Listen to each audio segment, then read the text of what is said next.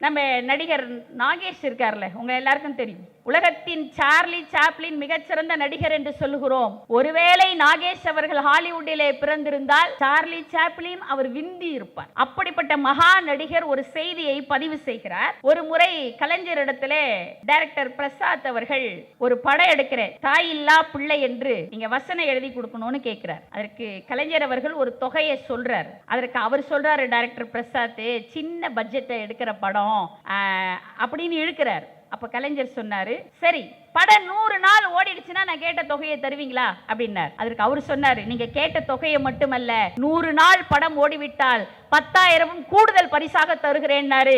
வசனம் எழுதினாரு. அவர் வசனம் எழுதி 1 நாள் 2 நாள் ஓடுமா, 100 நாளை நோக்கி தாண்டி ஓடுகிறது அந்த படம். இப்ப அவரே பேசின தொகையையும் மேல 10,000 கொடுத்தார். இப்ப இது அல்ல செய்தி. யார் கடவுள் என்று கேட்டால், கடவுள்னு தனியா வந்தெல்லாம் இறங்க மாட்டார். வானத்திலிருந்து பூமியை பொழந்துகிட்டெல்லாம் மேல வரமாட்டார். இதோ எந்த தெய்வம் முன்னாலே. யார் தெய்வம்னா, யாரிடத்திலே கருணை இருக்கிறதோ அவர் தாங்க தெய்வம். வாங்கின அந்த 10,000 ரூபாய் பரிசையும் தொகையும் வைத்து என்ன செய்தார் கலைஞர் என்று சொன்னால், தான் பிறந்த திருக்குவளை மண்ணிற்கு மகப்பேறு மருத்துவமனை கட்டி கொடுத்தார் என்பது வரலாறு.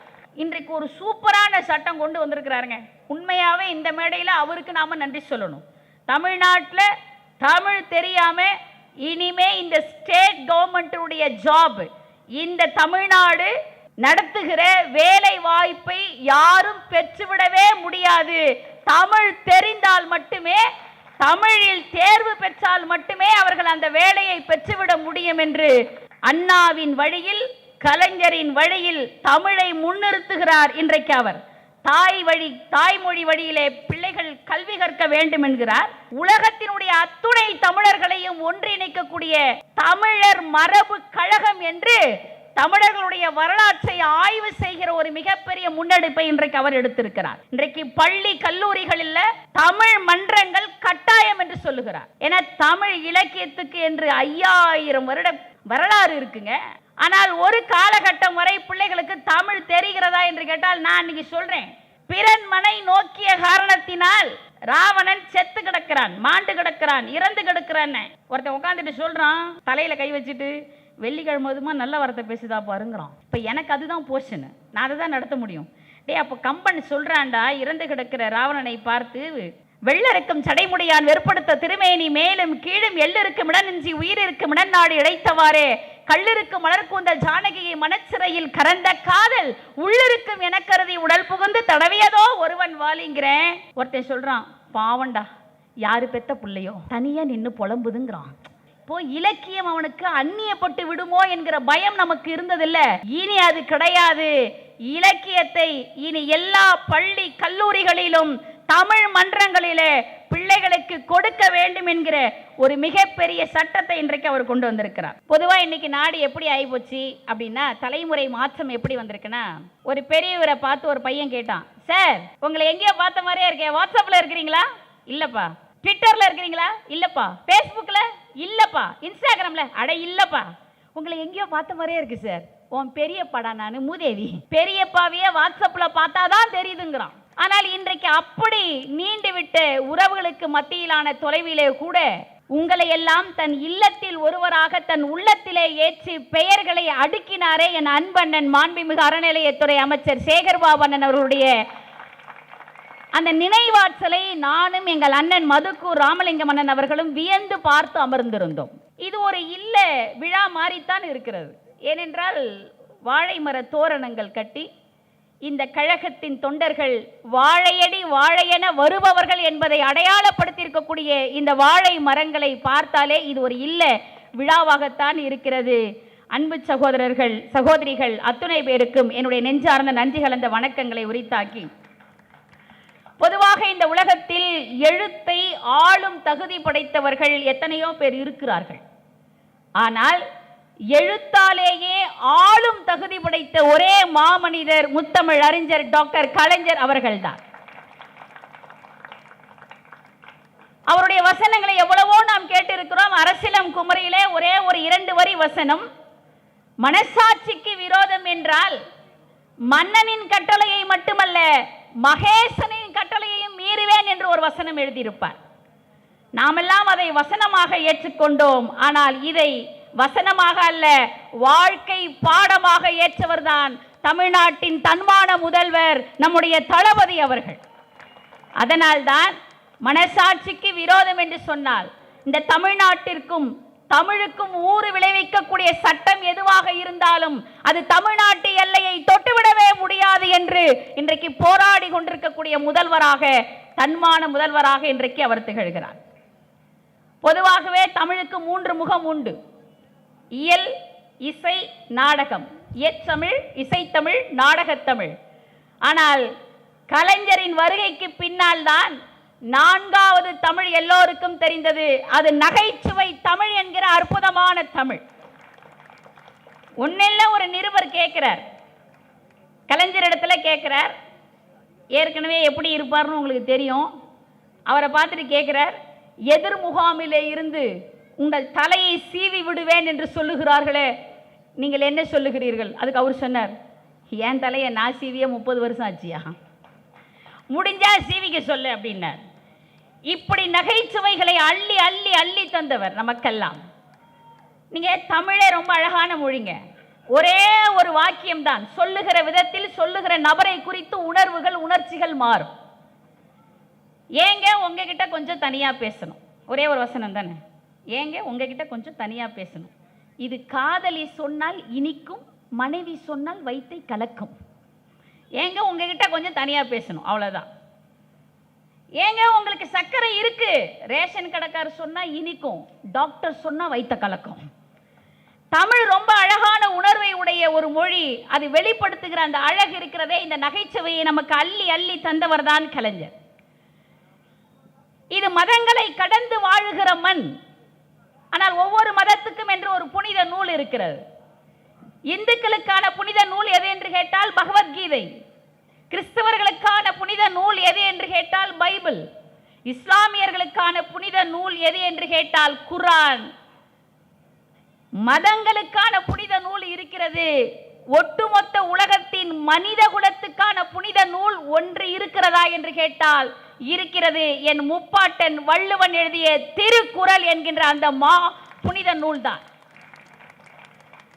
அந்த வள்ளுவனுக்கு, முப்பால் எழுதிய வள்ளுவனுக்கு, முக்கடல் சங்கமிக்கிற கன்னியாகுமரியிலே 133 அதிகாரங்களை எழுதிய வள்ளுவனுக்கு 133 அடியிலே சிலையை எழுப்பி சாதனை நிகழ்த்தினார். அதுவும் அந்த சிலையை செய்தவர், சமைத்தவர் யார் என்று பார்த்தால் தஞ்சை பெருவுடையார் கோவிலை கட்டிய அந்த சிற்பியின் வழிவந்த கணபதி ஸ்தபதியை கொண்டு வள்ளுவருடைய சிலையை அவர் அமைத்தார். இதில் என்ன பெரிய ஆச்சரியம் தெரியுமா? பொதுவாகவே ஒரு மனிதன் இந்த பூமியிலே நின்று நிலைத்து நிற்க வேண்டும் என்றால் அவனை தாங்கி நிற்பது அவனுடைய திருவடிதான், அவனுடைய கால்கள் தான். நீங்க கடவுளையே நாம் வணங்குகிற போது அவன் திருமுகத்தை விட திருவடிக்குத்தான் பெரும் பாடல்கள் இருக்கும். திருமுகன் அழகை விட திருவடிக்கு நிறைய பாடல்கள் உண்டு. நாளென் செய்யும் வினைதான் என் செய்யும், என்னை நாடி வந்த கோலென் செய்யும், கொடுங்கூற்றென் செய்யும், குமரேஸ்வரர் இரு தாளும் சிலம்பும் சதங்கையும் தண்டையும் சண்முகமும் கோலும் எனக்கு முன்னே வந்து தோன்றினே என்று முருகப்பெருமானின் கால்களை வர்ணிக்கிற பாடல்கள், திருவடிகளை வர்ணிக்கிற பாடல்களை பார்க்கிறோம். அப்போ ஒரு மனிதன் எழுந்து நிற்க வேண்டும் என்றால் திருவடிதான் முக்கியம். நீங்கள் இந்தியாவின் வரைபடத்தை எடுத்து பார்த்தால் இந்தியாவின் திருவடியாக தமிழ்நாடு தான் இருக்கிறது. அங்கே திருவள்ளுவர் சிலையை எழுப்பி கலைஞர் சொல்லாமல் சொன்னார், தமிழாலும் தமிழ்நாட்டாலும் தான் இந்தியா எழுந்து நிற்க முடியும் என்பதை வள்ளுவர் சிலையை அமைத்து இந்த உலகிற்கு உணர்த்தியவர் டாக்டர் கலைஞர் அவர்கள். அப்படிப்பட்ட மா மனிதனுடைய பிறந்த நாள், அதை பிறந்த நாள் என்று சொல்லாமல் செம்மொழி நாள் என்று சொல்லுகிறோம் என்று சொன்னால் இதை விட ஒரு மனிதனுக்கு நாம் சிறப்பு செய்துவிட முடியுமா? சொல்லுங்க பார்க்கலாம். ஆதியிலே தோன்றிய மொழி எது என்று உலகமே ஒத்துக்கொண்ட மொழி தமிழ் மொழி. 5000 ஆண்டுகளுக்கு முன்பாகவே இலக்கிய இலக்கண வளம் பெற்ற மொழி நம் தமிழ் மொழி. அந்த தமிழ் மொழிக்கு தேவநேய பாவாணர் மொழி ஞாயிறு காலம் தொடங்கி நம்மிடத்திலே ஒரு கனவு இருந்தது. இந்த ஆதி மொழிக்கு, இந்த மூல மொழிக்கு செம்மொழி அந்தஸ்து கிடைத்து விடாதா என்ற ஏக்கம் இருந்தது. அந்த ஏக்கத்தை தனித்து இதோ செம்மொழியான தமிழ் மொழி என்றுக்கு பரிசாக தந்தவர் டாக்டர் கலைஞர் என்பது நாம் இன்றைக்கெல்லாம் நினைத்து நினைத்து பார்த்து பூரிப்படைய வேண்டிய நாள் இன்றைய நாள். அதுல குறிப்பா நம்ம நடிகர் நாகேஷ் இருக்கார்ல, உங்க எல்லாருக்கும் தெரியும். உலகத்தின் சார்லி சாப்ளின் மிகச்சிறந்த நடிகர் என்று சொல்லுகிறோம். ஒருவேளை நாகேஷ் அவர்கள் ஹாலிவுட்டிலே பிறந்திருந்தால் சார்லி சாப்ளின் அவர் விந்தி இருப்பார். அப்படிப்பட்ட மகா நடிகர் ஒரு செய்தியை பதிவு செய்கிறார். ஒரு முறை கலைஞரிடத்தில் டைரக்டர் பிரசாத் அவர்கள் ஒரு படம் எடுக்கிறேன், தாயில்லா பிள்ளை என்று நீங்கள் வசனம் எழுதி கொடுக்கணும்னு கேட்குறார். அதற்கு கலைஞர் அவர்கள் ஒரு தொகையை சொல்கிறார். அதற்கு அவர் சொல்கிறார், டைரக்டர் பிரசாத் சின்ன பட்ஜெட்டை எடுக்கிற படம் அப்படின்னு இழுக்கிறார். அப்போ கலைஞர் சொன்னார், சரி படம் 100 நாள் ஓடிடுச்சுன்னா நான் கேட்ட தொகையை தருவீங்களா அப்படின்னார். அதற்கு அவர் சொன்னார், நீங்கள் கேட்ட தொகையை மட்டுமல்ல, 100 நாள் படம் ஓடிவிட்டால் 10,000 கூடுதல் பரிசாக தருகிறேன்னாரு. வசனம் எழுதினாரு. அவர் வசனம் எழுதி 1 நாள் 2 நாள் ஓடுமா, 100 நாளை நோக்கி தாண்டி ஓடுகிறது அந்த படம். இப்போ அவரே வந்து பேசின தொகையையும் மேலே 10,000 கொடுத்தார். இப்போ இது அல்ல செய்தி. யார் கடவுள் என்று கேட்டால், கடவுள்னு தனியாக வந்தெல்லாம் இறங்க மாட்டார். வானத்திலிருந்து பூமியை பொழந்துக்கிட்டெல்லாம் மேலே வரமாட்டார். பல நூல் படித்து நீ அறியும் கல்வி, பிறர் நலம் நினைத்து நீ வழங்கும் செல்வம், பிறர் உயர்வினிலே உனக்கு இருக்கும் இன்பம், இவை அனைத்திலுமே இருப்பதுதான் தெய்வம். பாசமுள்ள பார்வையிலே கடவுள் வாழ்கிறான், அவன் கருணை உள்ள நெஞ்சினிலே கோவில் கொள்கிறான். இதோ எந்தன் தெய்வம் முன்னாலே. யார் தெய்வம்னா, யாரிடத்திலே கருணை இருக்கிறதோ அவர் தாங்க தெய்வம். வாங்கின அந்த 10,000 ரூபாய் பரிசையும் தொகையும் வைத்து என்ன செய்தார் கலைஞர் என்று சொன்னால், தான் பிறந்த திருக்குவளை மண்ணிற்கு மகப்பேறு மருத்துவமனை கட்டி கொடுத்தார் என்பது வரலாறு. அவர் பராசக்தியிலே வசனத்துக்கு இடையே எப்படி சொல்லி இருப்பார், என் சுயநலத்தில் பொதுநலமும் கலந்திருக்கிறது, ஆகாரத்திற்காக அழுக்கை சாப்பிட்டு தடாகத்தை சுத்தப்படுத்துகிற மீன் அதை போல என்று சொல்லியிருப்பார். சம்பளம் அவர் கேட்கும் போது என்னையா சம்பளம் கேட்கிறாரேன்னு தோணுச்சு. இல்ல, வாங்கின சம்பளத்தை பொது நலத்திற்காக வழங்கியவர். தமிழ் சொல்லுகிறது, கொடுக்கணும்னு ஒருத்தருக்கு தோன்றது சொல்லிலாம் வராதான். தானம், தயை, நட்பு, பிறவி குணம்னா இதெல்லாம் உள்ள இருந்து அதுவா வரணும். இன்னொருத்தர் சொல்லி எல்லாம் வராது. அவருடைய ஜீன்ல இருந்து வந்தவர் யாரு? நம்முடைய முதல்வர். இந்த நகர நெரிசல்ல, டிராஃபிக்ல நாம் நிற்கின்ற போது நம்மோடு ஒரு தோழர் வந்து நிற்பாருங்க. கலர் கலராக சட்டை போட்டுக்கிட்டு ஏதோ ஒன்று டெலிவரி கொடுக்க போவார். ஒன்று சாப்பாடாக இருக்கலாம், இல்லை வேறு ஏதேனும் பொருளாக இருக்கலாம். அந்த ஆன்லைன் டெலிவரி கொடுக்கறதுக்கு பக்கத்தில் நிற்பார். நானெல்லாம் யோசிச்சிருக்கிறேன், எப்பா இந்த சென்னையில் எப்படி தான் அப்படி வாழறாங்களோ தெரியலையே. அதுவும் நாமளாவது வீட்டிலேருந்து ஆஃபீஸு, ஆஃபீஸ்லேருந்து வீடு அப்படின்னு போயிடுறாங்க. ஆனால் அவர்கள் அதே தான் வேலையே. நகரத்தை சுற்றி சுற்றி வந்து எல்லாருக்கும் ஆன்லைன் டெலிவரி கொடுக்கிறது தான், இணைய வழி சேவை தான் அவர்களுடைய வேலை. பாவம், இவர்களெல்லாம் என்ன செய்கிறார்களோ என்று ஒரு நிமிடம் பச்சை கொட்டு விட்டு நாம் நகர்ந்து விடுவோம். ஆனால் அந்த தொழிலாளர்களை இன்றைக்கு நினைத்து இந்தியாவில் எந்த முதல்வருக்கும் இந்த கருணை வந்திருக்குமா என்றால் இல்லை என்றுதான் சொல்ல வேண்டும். அந்த இணைய வழி தொழிலாளர்களுக்கு ஓய்வு கூடம் கட்டி தந்து இன்றைக்கு அழகு பார்க்கிறார் நம்முடைய முதல்வர் அவர்கள். தந்த இடத்திலே இருந்து தனையன் இடத்திலே அந்த கருணை வருகிறது. அவர் 8 அடினா இவர் 16 அடி பாய்கிறார். வேர்ல்டு ஹெல்த் ஆர்கனைசேஷன் என்று WHO என்று சொல்லுகிறோமே, அவர்கள் இன்றைக்கு பாராட்டி இருக்கிறார்கள் நம்முடைய முதல்வரை. எந்த திட்டத்துக்காக கேட்கிறீங்களா? மக்களை தேடி மருத்துவம் என்கிற திட்டத்திற்காக இன்றைக்கு WHO பாராட்டு தெரிவித்திருக்கிறது. இந்தியாவில் முதல்வர்களுக்கெல்லாம் முதல்வராக இருந்து திட்டங்களை நாளும் புதிதாக சிந்தித்து மக்கள் நலத்தோடு மக்கள் முதல்வராக இன்றைக்கு துளைக்கிறார் நம்மளுடைய முதல்வர் அவர்கள். அதனால தாங்க இன்னைக்கு அந்த திட்டங்களை இவர் சொன்ன உடனே மற்ற மாநிலங்கள் பின்பற்றுகிறார்கள். இந்த மக்களை தேடி மருத்துவத்தை இன்றைக்கு மகாராஷ்டிரா, தெலுங்கானா, மேற்கு வங்கம் மாநிலங்கள் இன்றைக்கு அந்த திட்டங்களை அவர்களுடைய மாநிலத்துக்கு கொண்டு செல்கிறார்கள். இந்த நாட்டினுடைய மிகப்பெரிய சொத்து எது என்று கேட்டால், உண்மையில் சொல்ல வேண்டும் என்று சொன்னால் தங்கமா, வெள்ளியா, வைரமா, வைடூரியமா என்றால் இல்லைங்க. இந்த நாட்டின் நிரந்தரமான சொத்து எது என்று கேட்டால், வீரத்தின் திறவுகோல், விவேகத்தின் பிறப்பிடம், ஆற்றலின் ஊற்று, வெற்றிகளின் வித்து, மாணவ கண்மணிகள் தான் இந்த தமிழ்நாட்டின் சொத்து. அந்த மாணவ கண்மணிகளை பார்த்து நம் முதல்வர் சொல்லுகிறார்.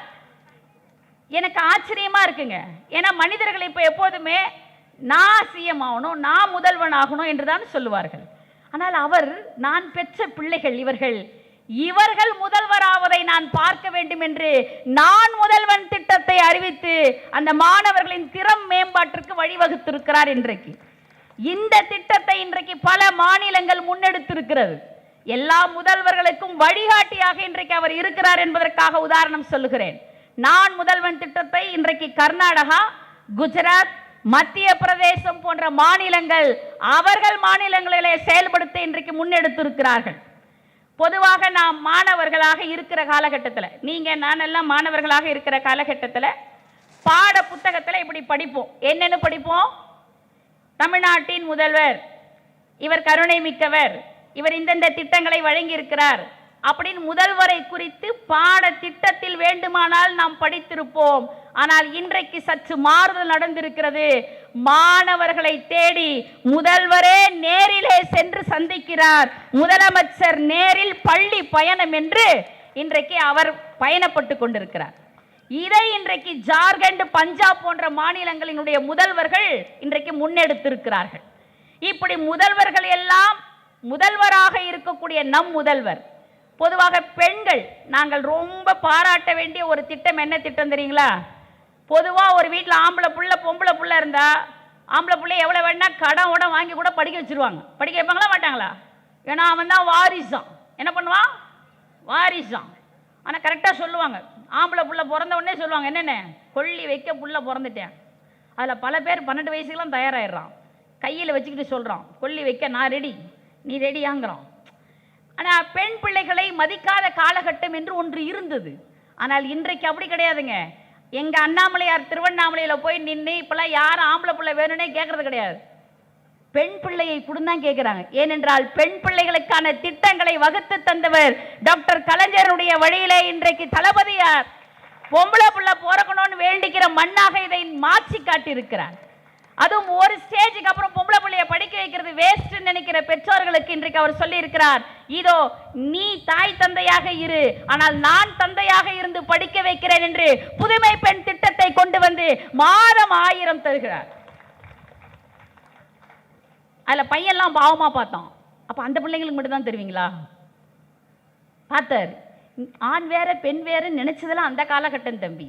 நான் இருக்கிறேன், உனக்கும் தந்தை நான் தானேன்னு சொல்லி புதல்வர்களுக்கு பெயர் வைத்து அவர்களுக்கும் 1000 தருகிறார் என்று சொன்னால் இந்த மாண்புமிகு முதலமைச்சரை நாம் பார்த்து வியக்கிறோம். இந்த திறமை எல்லாம் எங்கே இருந்து வந்தது, இந்த கருணை எங்கே இருந்து வந்தது என்று சொன்னால் இதற்கெல்லாம் அடித்தளமிட்டவர் டாக்டர் முத்தமிழறிஞர் கலைஞர் அவர்கள்தான். நீங்க அவருடைய காலகட்டத்தில் பெண் பிள்ளைகளுடைய வளர்ச்சிக்காக மேம்பாட்டிற்காக எத்தனை திட்டங்களை வகுத்திருக்கிறார் தெரியுமா? ஈவேரா நாகம்மையார் பெயரிலே, டாக்டர் முத்துலட்சுமி ரெட்டி அம்மையாருடைய பெயரிலே, மூவலூர் மூதாட்டியார் பெயரிலே என்று பெண்களின் மேம்பாட்டிற்காக அவர் இட்ட தடத்திலே இன்றைக்கு இவர் பயணப்பட்டு கொண்டிருக்கிறார். ஒரு செய்தியை சொல்லி நான் நிறைவு செய்யலாம் என்று ஆசைப்படுகிறேன். பொதுவாக பாராளுமன்றத்தில் ஹிந்தி ஓங்கி ஒலிக்கும், ஹிந்தி ஓங்கி ஒலிக்கும். பைஜாமாக்களுக்கு மட்டுமே மரியாதை கிடைத்த பாராளுமன்றத்தில் வேட்டி சட்டைக்கு மரியாதை கிடைக்க செய்த முதல் தன்மான தமிழன் பேரறிஞர் அண்ணா என்பதை நாம் அறிவோம். தென்னாட்டு பெர்னாட்ஷா, இந்நாட்டு இங்கர்சால் என்று நாம் புகழ்கிறோமே, அந்த மாமனிதர் இந்த தமிழ்நாட்டினுடைய மண்ணிற்கு அதற்கு முன்னாடி எல்லாம் சென்னை ராஜதானின்னு பேர். சென்னை மாகாணமாக இருந்ததை, சென்னை ராஜதானியாக இருந்ததை எல்லோருடைய விருப்பம் இதுதான் கழகத்தின் முதல் அடி என்று தமிழ்நாடு என்று பெயர் மாற்றிய திராவிட முன்னேற்ற கழகத்தினுடைய அன்றைய ஆட்சியில் விழா எடுக்கிறார்கள். அப்பொழுதெல்லாம் அண்ணாவிற்கு முடியாத சூழல், உடல்நிலை முடியாத சூழல். மருத்துவ குழு ஆலோசனை சொல்லுகிறது, வேண்டாம், உங்கள் உடல்நிலை மோசமான கண்டிஷனில் இருக்கு, நீங்கள் அந்த விழாவுக்கு போகக்கூடாது, மக்கள் கூடுகிற அந்த விழாவுக்கு நீங்கள் போகக்கூடாது என்று சொன்னபோது பேரறிஞர் அண்ணா சொன்னார், எங்களுடைய பல நாள் ஏக்கம், என் மண்ணிற்கு தமிழ்நாடு என்று பெயர் வைக்கிற இந்த விழாவிற்கு என்னால் போக முடியவில்லை என்று சொன்னால் இந்த உயிர் இருந்தால்தான் என்ன, போனால்தான் என்ன, ஒருவேளை அந்த மேடையிலே என் உயிர் பிரியும் என்றால் இதைவிட மகிழ்ச்சி இந்த உலகத்தில் எனக்கு இல்லவே இல்லை என்று சொன்ன அந்த தமிழ்நாட்டு என்று பெயர் வைத்த அந்த பேரறிஞரின் அண்ணாவின் இதயமாக திகழ்ந்தவர். அதனால்தான் அவர் சுய நினைவு இழந்திருந்த காலகட்டத்திலும் கூட அவரிடத்திலே ஏதேனும் ஒரு பெயரை எழுதுங்கள் என்று சொன்னபோது சுயநினைவு இல்லாத போதும் கூட தன் இதயத்திலே ஏங்கியிருந்த அண்ணாவின் பெயரை எழுதி காட்டியவர் முத்தமிழ் வித்தகர் டாக்டர் கலைஞர் அவர்கள். இன்றைக்கு அவருடைய பாதையிலே நம் முதல்வர் பயணிக்கிறார். இன்றைக்கு ஒரு சூப்பரான சட்டம் கொண்டு வந்திருக்கிறாருங்க. உண்மையாகவே இந்த மேடையில் அவருக்கு நாம நன்றி சொல்லணும். தமிழ்நாட்டில் தமிழ் தெரியாம இனிமே இந்த ஸ்டேட் கவர்மெண்ட்டுடைய ஜாப், இந்த தமிழ்நாடு நடத்துகிற வேலை வாய்ப்பை யாரும் பெற்றுவிடவே முடியாது. தமிழ் தெரிந்தால் மட்டுமே, தமிழில் தேர்வு பெற்றால் மட்டுமே அவர்கள் அந்த வேலையை பெற்றுவிட முடியும் என்று அண்ணாவின் வழியில், கலைஞரின் வழியில் தமிழை முன்னிறுத்துகிறார். இன்றைக்கு அவர் தாய்மொழி வழியிலே பிள்ளைகள் கல்வி கற்க வேண்டும் என்கிறார். உலகத்தினுடைய அத்துணை தமிழர்களையும் ஒன்றிணைக்கக்கூடிய தமிழர் மரபு கழகம் என்று தமிழர்களுடைய வரலாற்றை ஆய்வு செய்கிற ஒரு மிகப்பெரிய முன்னெடுப்பை இன்றைக்கு அவர் எடுத்திருக்கிறார். இன்றைக்கு பள்ளி கல்லூரிகளில் தமிழ் மன்றங்கள் கட்டாயம் என்று சொல்லுகிறார். என தமிழ் இலக்கியத்துக்கு என்று 5000 வருட வரலாறு இருக்குங்க. ஆனால் ஒரு காலகட்டம் வரை பிள்ளைகளுக்கு தமிழ் தெரிகிறதா என்று கேட்டால் நான் இன்னைக்கு சொல்றேன், பிறன் மனை நோக்கிய காரணத்தினால் ராவணன் செத்து கிடக்கிறான், மாண்டு கிடக்கிறான், இறந்து கிடக்கிறான். ஒருத்தன் உட்காந்துட்டு சொல்றான், தலையில கை வச்சுட்டு, வெள்ளிக்கிழமை நல்ல வார்த்தை பேசுதா பாருங்கிறான். இப்போ எனக்கு அதுதான் போர்ஷன், நான் அதை தான் நடத்த முடியும். அப்போ கம்பன் சொல்றான்டா, இறந்து கிடக்கிற ராவணனை பார்த்து, வெள்ளருக்கும் சடைமுடியான் வெறுப்படுத்த திருமேனி மேலும் கீழும் எள்ளிருக்கும் இடனின்றி உயிரிருக்கும் இடநாடு இழைத்தவாறே கல்லிருக்கும் மலர்கூந்தல் ஜானகியை மனச்சிறையில் கறந்த காதல் உள்ளிருக்கும் என கருதி உடல் புகுந்து தடவியதோ ஒருவன் வாலிங்கிறேன். ஒருத்தன் சொல்றான், பாவண்டா, யாரு பெத்த பிள்ளையோ தனியா நின்று புலம்புதுங்கிறான். இப்போ இலக்கியம் அவனுக்கு அந்நியப்பட்டு விடுமோ என்கிற பயம் நமக்கு இருந்ததில்லை. இனி அது கிடையாது. இலக்கியத்தை இனி எல்லா பள்ளி கல்லூரிகளிலும் தமிழ் மன்றங்களிலே பிள்ளைகளுக்கு கொடுக்க வேண்டும் என்கிற ஒரு மிகப்பெரிய சட்டத்தை இன்றைக்கு அவர் கொண்டு வந்திருக்கிறார். எனவே இன்றைக்கு நாம் மிக மகிழ்ச்சியாக இருக்கக்கூடிய தினம் குறிப்பாக பெண்களுக்கு குறிப்பாக சொல்லிட்டு போறேன். நம்மளை புகழ்வதற்கு 1000 கவிஞர்கள் இருக்கிறார்கள். 2000 வருஷத்துக்கு முன்னாடியே வள்ளுவர் கேட்டார், ஐம்புலன்களுக்கும் இன்பம் தரும் உலகத்தின் அதிசயம் எதுன்னு கேட்டார். கேட்டு அவரே பதில் சொல்லிட்டார். வள்ளுவர் நல்லவர், அவரே கேள்வி கேட்டு அவரே பதில் சொல்வார். இந்த உலகத்தில் ஐம்புலன்களுக்கும் இன்பம் தரும் அதிசயம் எது? அவரே சொல்லுகிறார், கண்டு கேட்டு உண்டு உயிர்த்து உச்சரியும் ஐம்புலனும் ஒன்றொடி கண்ணே உலை என்று சொல்லுகிறார். ஐம்புலன்களுக்கு மகிழ்ச்சி என்று சொன்னால் அது ஒரு பெண் தான் தர முடியும் என்று வள்ளுவன் சொல்லுகிறார். சரி, முப்பாட்டன் சொல்லிட்டார். அதுக்கப்புறம் அந்த நீதி வெண்பாவாது என்ன சொல்லுகிறதுன்னு பார்த்தா, பெண்ணை புகழ்ந்துதான் சொல்லுகிறது. அன்னை தயையும் அடியால் பனையும் மலர் பொன்னி நழக புவி பொறையும் மின்னலிடை வேசி துயிலும் விரல் மந்திரி மதியும் பேசில் இவை உடையாள் பெண் என்று சொல்லுகிறது. சரி, இவ்வளவு புகழ்ந்து சொல்லுகிறீர்களே, இந்த காலகட்டத்திலே உண்டு. ஒரு பெண் எவ்வளவு மகிழ்ச்சிக்குரியவள்னு ஒரு கவிஞர் சொல்றார். அது என்னுடைய ஆசான் கண்ணதாசன் சொல்லுகிறார். கோடிட்ட முந்தானை கொஞ்சி குடைந்தாட கோலமையில் போல வருவாள், கொடியோடு மிடையாட இடையோடு கனியாட குழல் முடி ஆடி வருவாள், காடிட்ட வெண்புக்கள் கடைவாயில் நின்றாட கஞ்சாடை நடனமிடுவாள், கட்டான திருமேனி பட்டாளம் கொண்டென்னை கைதாக்கி சிறையில் இடுவாள், ஊடிட்டு கூடிட்டு உடலோடு சுவையிட்டு உறவாடும் வஞ்சி மயிலை உள்ளத்தின் உள்ளூரும் கல்லோடு கவியாக்கி உயரத்தில் ஏற்று மனமே, அன்பான இதமான பண்பான பதமான அணிபோன்ற மனைவி அவளே, என்போடும் சதையாவி எல்லாம் கலக்கின்ற இணையற்ற தெய்வ மகளே, கண் போட ஒருமேனி கால் போட ஒருமேனி என்பாரின் காதல் சுகமோ, கழுதைக்கு பொட்டிட்டு மையிட்டு வைத்தாலும் கனிவான காதல் தருமோ. பெண்ணை வர்ணித்து பாடக்கூடிய ஏராளமான கவிஞர்கள் இந்த மண்ணிலே இருந்தார்கள். பெண்ணை மேன்மையை வார்த்தைகளிலே மட்டும் தந்தார்கள்.